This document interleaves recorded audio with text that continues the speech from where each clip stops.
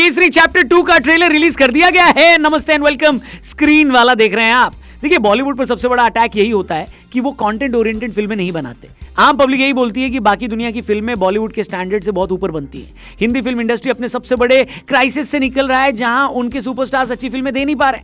भाई की सिकंदर का हाल देखकर ये और लगने लगा है कि इस टाइम इंडस्ट्री को अपने नेक्स्ट सुपरस्टार की जरूरत है। लेकिन इसी बीच अक्षय कुमार ने बोल दिया है कि अबे ढोलकी के, हम भी तो यहाँ काम करते हैं। 50 रुपया कट ओवर एक्टिंग के वजह। केसरी चैप्टर 2 कम से कम उस प्रॉब्लम को सॉल्व करती दिखती है। इसका ट्रेलर देखने के बाद बॉलीवुड फैंस का यही कहना है, ये जिंदा है। जलियांवाला बाग मैसेकर पर वैसे तो कई फिल्में बनी है, पर हर फिल्म का अपना स्टाइल होता है।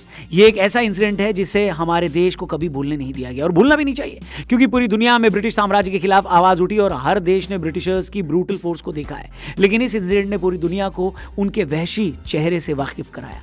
अब इस फिल्म का सबसे बड़ा इंपैक्ट ही वो इंसिडेंट है। जलियांवाला बाग नरसंहार के दौरान जनरल डायर ने अपनी गिरी हुई सोच को दिखाते हुए जिस तरह कत्लेआम किया, उसे पूरी दुनिया ने कंडेम किया। लेकिन उस नरसंहार के दौरान चली गोलियों का हिसाब तो ब्रिटिश गवर्नमेंट ने मांग लिया, मगर मासूमों की जो जान गई उनका हिसाब नहीं मांगा। उसी हिसाब को मांगने के लिए सी शंकरन नायर ने कोर्ट में ब्रिटिश गवर्नमेंट को घसीटा, और ऐसा घसीटा कि जनरल डायर की पतलून उतार दी गई। वो अलग बात है कि बाद में जाकर डायर साहब की खोपड़ी भी खोल दी गई थी। नहीं, आगे स्वाद। इस फिल्म की सबसे अच्छी बात है इसकी फील। सब कुछ सही लग रहा है। किसी भी मूवी का ट्रेलर इंपैक्टफुल होना जरूरी है, और ये इंपैक्टफुल दिख रहा है। ये पूरी फिल्म 3 पार्ट्स में डिवाइडेड है। पहला तो नरसंहार जिस पर ये बेस्ड है, दूसरा वो कोर्ट रूम ड्रामा जिसका एक ग्लिम्स हम इस ट्रेलर में देखते हैं, और तीसरा उस नरसंहार की कॉन्सिक्वेंसेस जो ये फिल्म एड्रेस करने की कोशिश करती है। आर माधवन को जिस तरीके से इसमें इंट्रोड्यूस किया गया है, वो एक वर्दी ओपोनेंट लगते हैं। आमतौर पर ऐसी फिल्मों में एक बहुत ही बेसिक स्ट्रक्चर फॉलो किया जाता है, जहां एक इंसिडेंट के बाद कोर्ट रूम ड्रामा चलता है और अपने हीरो के पॉइंट ऑफ व्यू से कहानी कह के क्लाइमैक्स कर दिया जाता है। इसका ट्रेलर कम से कम वो बात तो हिंट नहीं करता। जिस तरह की ब्रुटैलिटी इसमें दिखनी चाहिए वो दिखी है। ये सबसे अच्छा पॉइंट लगा, क्योंकि जब ब्रिटिशर्स ने ऐसा करते हुए शर्म नहीं की, तो उसको वैसा दिखाने में कोई क्यों संकोच करे। अभी इस टॉपिक पर इससे पहले बनी सरदार उधम सिंह को देखकर कई सारे ब्रिटिशर्स के नाक मुंह फूल गए थे। अब सभ्य समाज में न रह रहे होते तो वही जवाब देते जो गुड्डू भैया ने मिर्जापुर में दिया था उनको।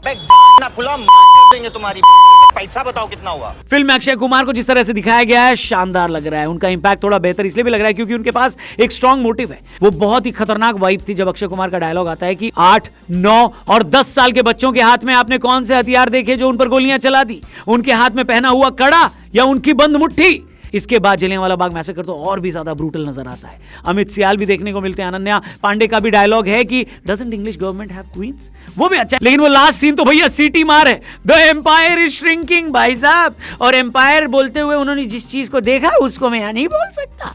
आपका क्या रिएक्शन था इस सीन पर और इस पूरे ट्रेलर पर? कमेंट करके जरूर बताना। हमारे चैनल को भी सब्सक्राइब करके जाना। Thank you for watching screen वाला। कल मिलते हैं, तब तक के लिए बाय बाय।